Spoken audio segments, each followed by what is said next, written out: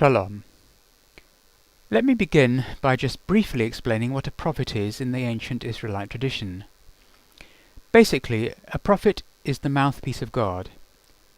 The message the prophet delivers is no reflection on the background or personality of the prophet him or herself. No one chooses to be a prophet. God chooses the prophet. God plucks the man or woman out of life and forces him or her to deliver the message.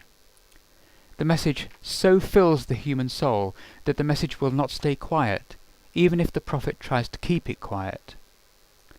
A prophet's life is no longer his or her own, and for the benefit of any of our Muslim friends who may be listening, in our tradition, prophets are not about delivering new messages, rather reaffirming the old ones. So if new Jewish prophets arise, rest assured they will not be saying anything new. They will be reminding us where we are going wrong with the old ones. Now, we all have our heroes. We all have people we look up to and admire. We like to think they're perfect and faultless. We put them on a pedestal and worship them. But then we find they have faults. They make mistakes like the rest of us, and then we lose faith in them. In Yeshua's day, ordinary people in Galilee were living in poverty, struggling to make ends meet. They wanted God to deliver them from their hardship and oppression. The Pharisees had declared there were no more prophets, and that the only person who could save them was a Messiah. The effect this had on people was that they came to believe the only person they would listen to, the only person worthy of delivering a message of hope, was a Messiah. In a sense, they came to think that the deliverer of the message somehow justified the message itself. In the traditions we have about Yeshua's life, they are largely silent with regard to his formative years. So our human minds, full of curiosity, begin to speculate, naturally. Imagine a great speaker and orator. We listen to this guy. We know he was a follower of Yochanan the Immerser, John the Baptist, and we begin to think, he must have travelled widely. He must have spent time in secluded communities in the desert, learning all kinds of esoteric knowledge. He must have studied in exclusive religious schools, debating Torah. We follow this guy around and we think, he must have been taught by great scholars and teachers and gained wisdom and insight from years of learning. Otherwise, where could all this wisdom have possibly come from? So we follow this wise and apparently learned teacher around Galilee, and eventually he takes a bunch of us back to his home village of Nazareth. We go with him to the local, the only synagogue in the village on the Sabbath, and listen to him deliver his words of exhortation after the Torah reading. We hear more of the same wise and learned words from someone we think spent years gleaning all this from the greatest minds of the day, the result of many years of study and scholarship. Then we hear the women gossiping in the back of the synagogue. Now, we know these are people who knew him growing up. We know this is a small village, where everyone knows everyone, and there are few secrets, if any. "What's he on about?" says one. "Who does he think he is?" "Isn't he just a day labourer?" remarks another. "Where's he getting all these big ideas from?" "He's the son of that Mary woman," someone scoffs. Yet another says, "Yes, and his brothers are no more than farmhands and fishermen, just like the rest of our menfolk." Looking around, they see his sisters and mock, "Look, even his sisters honour us with their presence." All we knew of this man was his wisdom. We took a guess at where it came from, and now we see the man on his home turf, and we realise He is just a man. He's no one special. He's the same as the rest of these country folk. In the Ascents of James, which is a 2nd or 3rd century account of the last years of James the Just's life, there is an interesting debate between James and the high priest Caiaphas. Caiaphas mocks James and his followers, saying that they are not even learned teachers. They are mere country folk and fishermen, and should therefore shut up and learn their place. James retorts that if they are able to stand up to the Sadducees, these wise and erudite men of learning, one might be able to put it down to human diligence and study.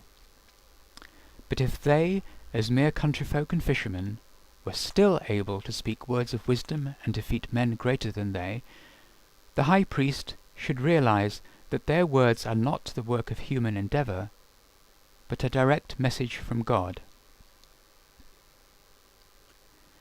This was the stark reality faced by Yeshua's followers, who accompanied him back to his home village.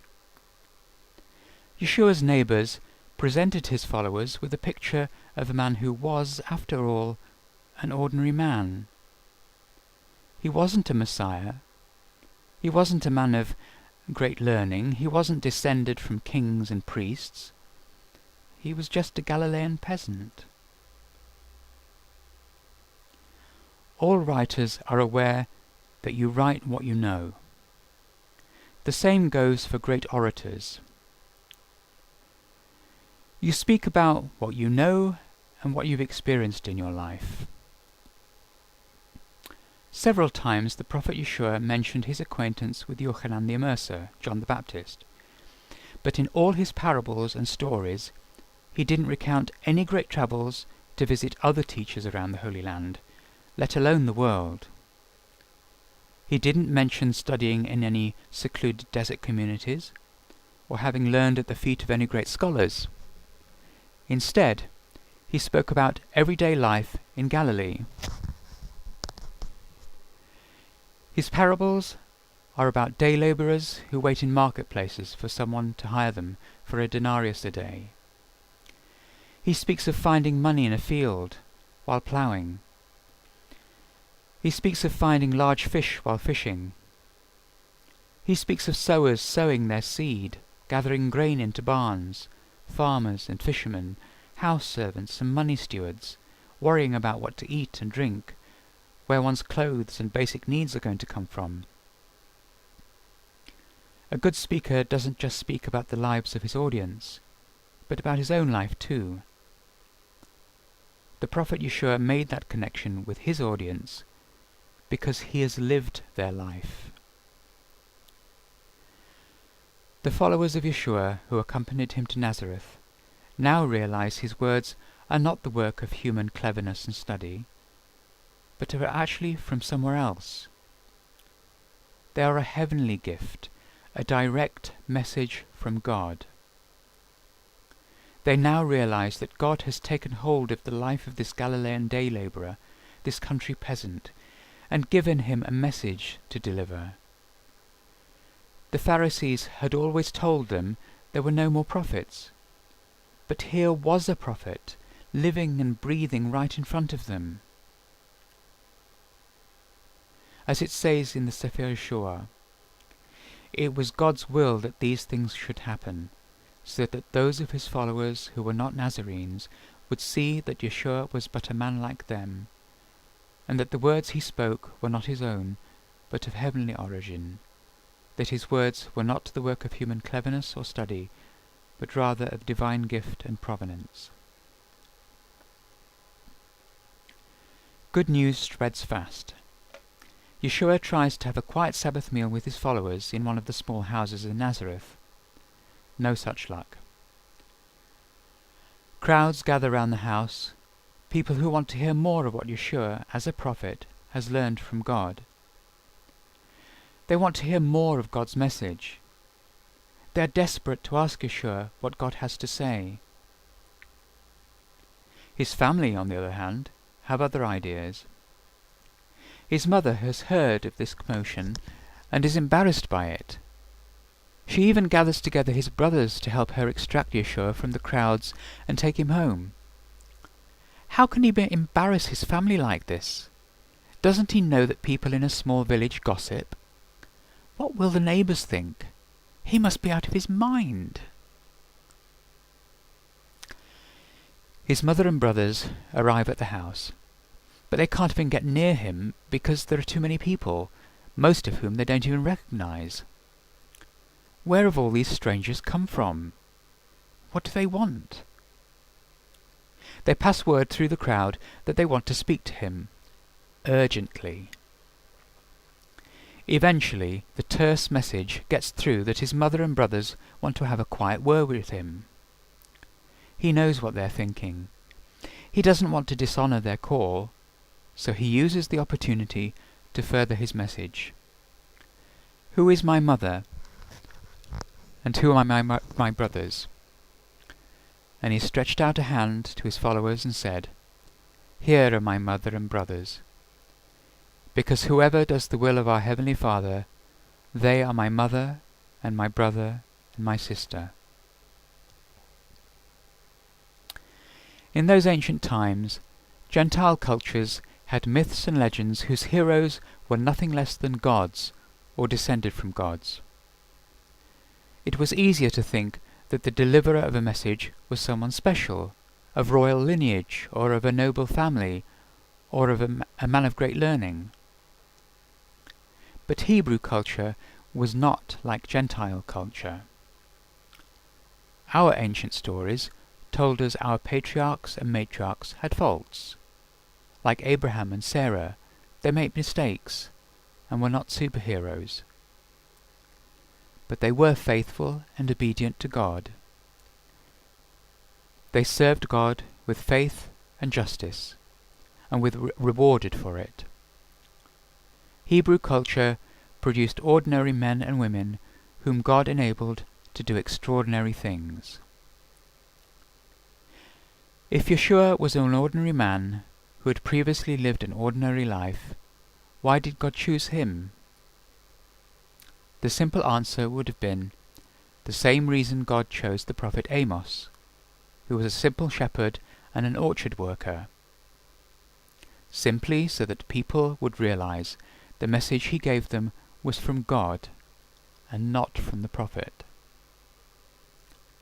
God wanted his people to realize that the message was by far more important than the man he chose to deliver it. If you want to know why Yeshua's first Jewish followers left no record of his early life, well, it was just not relevant. The prophet Yeshua wanted his followers to look to God and not to him.